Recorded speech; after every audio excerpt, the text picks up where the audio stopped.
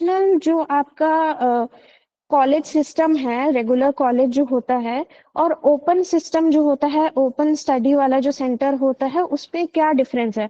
Open learning और distance learning में क्या डिफरेंस होता है, एंड आप कौन सा प्रेफर करेंगे? एंड उसके बाद ठीक है, अगर जैसे आप न्यूली ग्रेजुएटेड हैं, तो आपको हो सकता है ये पोज ना करे क्वेश्चन कि आप इतने सालों से क्या कर रहे थे, या आप जॉब में हैं तो आपसे नहीं करा जाएगा ये क्वेश्चन। बट जिन लोगों का 2018 या 2017 या 2020 भी ग्रेजुएशन ईयर है, उस वो बी प्रिपेयर्ड कि वो आपसे पूछ सकते हैं कि आपने इतने सालों में क्या किया, आपने तैयारी की तो you were kind of a burden to your family. तो फिर वो आपको जस्टिफाई करना पड़ेगा। And the best, I would say कि आप बेस्ट तरीका ये बोल सकते हैं कि मैं एजुकेशनल फील्ड से जुड़ा हुआ था, मैं पढ़ाता भी था, मैं अपना खर्च भी उठाता था, ताकि उनको ये ना लगे कि हाँ ये इकोनॉमी पे बर्डन है, जो बोलते हैं डेमोग्राफिक डिविडेंड, जो डेमोग्राफिक बर्डन बन जाता है। Because most of the youngsters are not trying to capture the kind of job that the market is providing or the market is offering. बहुत से ऐसे जॉब्स हैं, ऐसा नहीं है कि इंडिया में जॉब्स नहीं है, बट हम लोग इतने क्वालिफाइड हैं कि हम शायद उस जॉब को नहीं लेना पसंद करेंगे। इसलिए हम स्ट्राइव करते हैं कि हाँ, हम हमारा जितना कैपेबिलिटी है, हमें उस उतनी तो अच्छी जॉब मिले ना, कम से कम।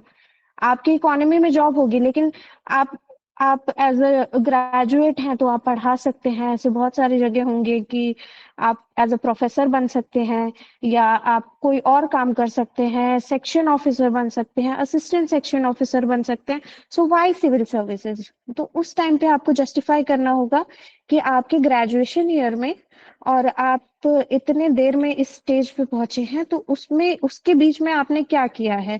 आपने इकोनॉमी को हार्म किया है, या आपने बैकग्राउंड पॉलिटिकल साइंस का था तो उस पॉलिटिकल साइंस को लेके उन्होंने क्वेश्चन पूछे। और ग्रेजुएशन पोस्ट ग्रेजुएशन दोनों ही मेरा पॉलिटिकल साइंस से था। तो एक मैम का बोर्ड है मैम, तो वो पॉलिटिकल साइंस की प्रोफेसर है, तो जब अगर उनका बोर्ड मिल जाएगा तो वो पॉलिटिकल साइंस को लेके बहुत सारे क्वेश्चन पूछेंगे। इनफैक्ट हो सकता है कि आपका इंटरव्यू ही पूरा पॉलिटिकल साइंस को लेके हो जाए, या हो सकता है कि कोई और जिनका टेक्निकल बैकग्राउंड रहा है, वो टेक्निकल बैकग्राउंड के बारे में आपसे क्वेश्चन पूछे। So it all depends on आपका कौन सा पैनल बनता है। तो पॉलिटिकल साइंस को लेके उन्होंने क्वेश्चन पूछा था कि जो प्रियम्बल है, प्रियम्बल सुनाइए। तो जो ये तो बहुत बेसिक चीज है जो हमें पता होनी चाहिए कि we the people of India having solemnly resolved, ये वाला पूरा आपको याद होना चाहिए। फिर उन्होंने पूछा था कि प्रियम्बल कब अमेंड हुआ, क्या प्रियम्बल अमेंड हो सकता है या नहीं हो सकता है। फिर उनका क्वेश्चन आया कि पार्लियामेंट पे, पार्लियामेंट क्या प्रियम्बल अमेंड कर सकती है, अमेंडेबिलिटी कितनी है, मतलब पावर कितनी है अमेंड करने की पार्लियामेंट के पास। Then comes a question of international relation, which was a very innovative, I would say unique kind of question था, जो हमने तो नहीं प्रिपेयर किया था भाई। उसमें ये था कि आपको, जैसे कि इतना वर्ल्ड में टेंशन चल रही है, वर्ल्ड स्टेज पे बहुत टेंशन है, रशिया यूक्रेन को अटैक कर रहा है, यूएस रशिया को डिप्लोमेटिकली अटैक कर रहा है, यूएस का ईरान के साथ संबंध अच्छा नहीं है, यूएस का चाइना के साथ संबंध अच्छा नहीं है, एंड इंडिया का क्या रोल है। तो उनका क्वेश्चन था कि जैसे कि आपने वर्ल्ड वॉर 1 वर्ल्ड वॉर 2 के बारे में पढ़ा होगा, तो would you rather name it as world war 3? क्या आपको लगता है विश्व युद्ध तृतीय चल रहा है?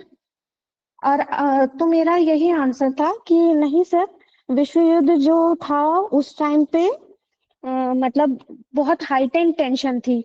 वहां पे दो ब्लॉक क्लियरली डिफाइंड थे कि हाँ ये लोग इनके साथ हैं, या और ये आइडियोलॉजिकल वॉर ज्यादा थी, जिसमें न्यूक्लियर आर्मामेंट भी बहुत चला था, स्पेस वॉर हो रही थी। तो इस हाईटेंड लेवल का तो नहीं हुआ ये चीज। तो मैंने कहा था कि नहीं सर, हम इसको वर्ल्ड वॉर 3 तो कंसिडर नहीं कर सकते। तो फिर उस पे भी एक क्वेश्चन था, जैसे इंटरनेशनल रिलेशन को लेके ही स्टेपल्ड वीजा के बारे में मुझसे, स्टेपल्ड पासपोर्ट के बारे में पूछा था, तो उसके बारे में बताना होता।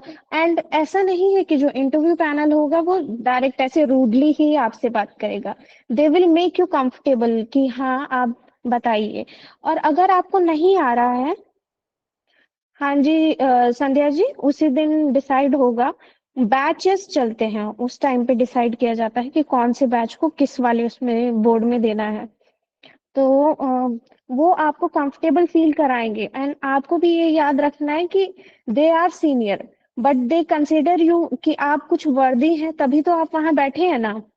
एंड आपका जितना नॉलेज वाला टेस्ट था वो हो चुका है, मेंस में देख लिया लोगों ने कितना आपने करना था, कितना आपको पता है, कितना आपका आईक्यू है, सब वहां देख लिया। अब आपको वहां सिर्फ ये प्रदर्शित करना है that yes I am capable, yes I have the qualities of an officer.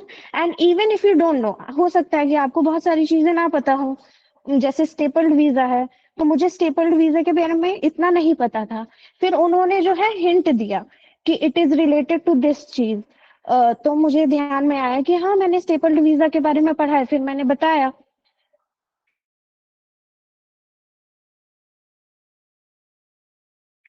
तो आप भी ऐसा मतलब ऐसा नहीं है कि वो लोग डायरेक्ट गुस्सा हो जाएंगे या मार्क्स काटने लगेंगे।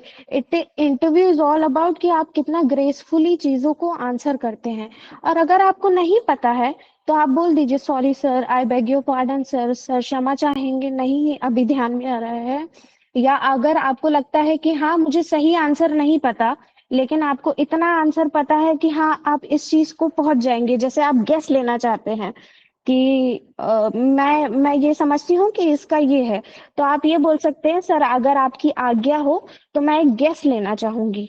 तो वो बोलेंगे कि हाँ जरूर। तो फिर आप बताइए कि मेरे हिसाब से शायद ये चीज ये है। तो ऐसे आपको इंटरव्यू को मतलब हैंडल करना है। एंड रिगार्डिंग ड्रेस कोड, तो मेक श्योर कि आप लोग